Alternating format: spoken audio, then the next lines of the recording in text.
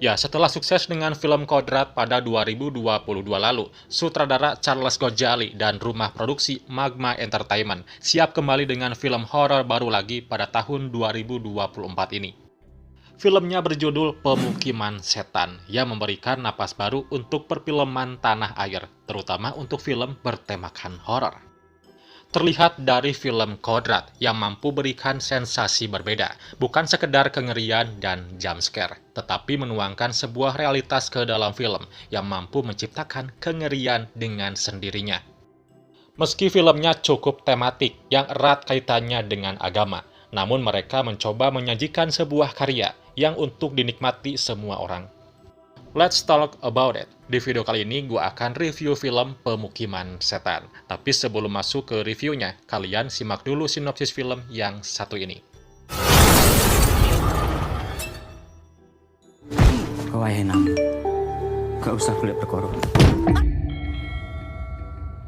Ya, film ini digarap oleh Charles Gojali yang dibintangi oleh deretan pemain berbakat, salah satunya adalah Maudy Efrosina, Adinda Thomas, Bisma Mulia, Dava Wardana, Teguh Ripnu Wikana, dan masih ada yang lainnya.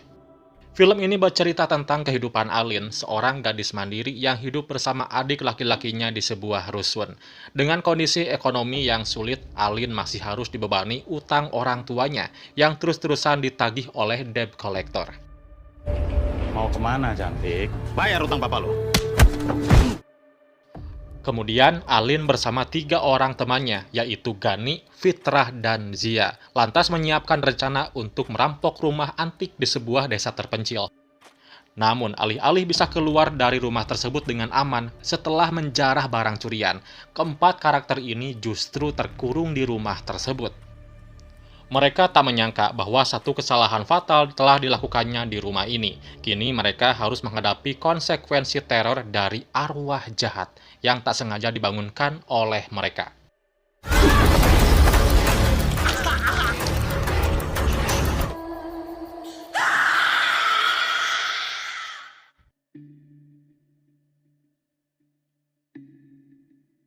Ya, pada awal film sudah dibangun suasana mengerikan dan mencekam yang berlatar zaman kerajaan. Hal ini cukup membuat penonton memahami asal-muasal kutukan yang nantinya akan menjadi akar masalah di dalam film Pemukiman Setan ini.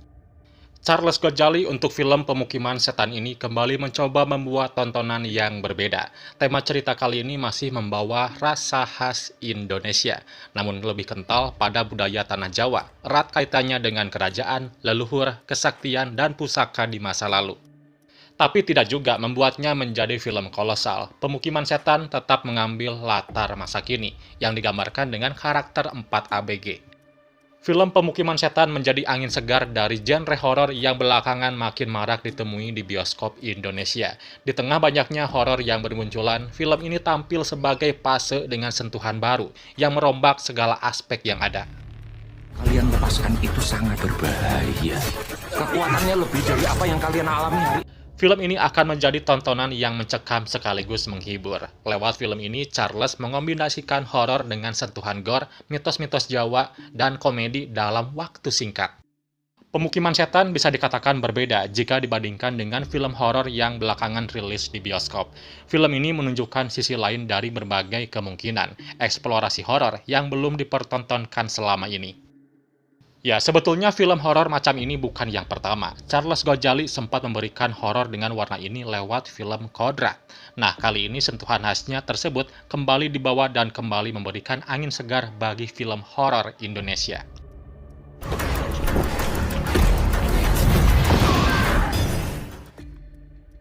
Nah, paruh pertama film Pemukiman Setan berjalan dengan apik. Proses pengenalan tiap-tiap karakter dan penggambaran situasi yang terjadi di dalamnya berjalan mulus, walau masih ada beberapa lubang yang tak terisi. Intensitas film makin naik ketika satu persatu karakter mulai mendapatkan teror gaib di rumah antik tersebut. Momen-momen mengejutkan ditampilkan dengan sangat menarik, baik itu dari suara hingga pengambilan gambar. Kita harus tolong dia. Kita nggak tahu dia siapa, Gan. Ya, film horor tentunya nggak lengkap tanpa adanya adegan jumpscare. Momen jumpscare dalam film Pemukiman Setan terasa efektif berkat scoringnya yang terdengar menggelegar, sehingga akan bikin penonton berdebar atau bahkan terkejut. Momen jumpscare pada film ini pun sebenarnya gak terlalu banyak, karena lebih fokus pada adegan action, tapi itu terasa efektif. Selain itu, kengerian dalam film ini juga dihadirkan lewat visual make up yang terlihat sangat gore. Sinematografinya yang cakep dan tone warna yang gelap memberi kesan seram tersendiri. Ya, Pemukiman Setan adalah salah satu horor segar yang layak ditonton dengan jalan cerita dan konsep yang ditawarkannya. Selain itu, akting para aktornya juga layak diberi acungan jempol. Maudy Efrosina tampil meyakinkan, terus Adinda Thomas yang menjadi setan di film ini juga selalu memberi kesan setiap kemunculannya. Apalagi suara cekikikannya yang begitu epik. Serem, Wak. Terus juga Teku Ripnu Wikana dan Putri Ayudhya. Mereka merupakan aktor dan aktris senior yang hampir selalu berhasil dalam memerankan beragam karakter di setiap filmnya. Terakhir, saran dari gua untuk penonton adalah tetaplah duduk di kursi bioskop hingga seluruh kredit filmnya selesai, karena akan ada beberapa clue yang dimunculkan yang membuat satu pertanyaan muncul. Apakah ini bakal jadi universe horor Indonesia?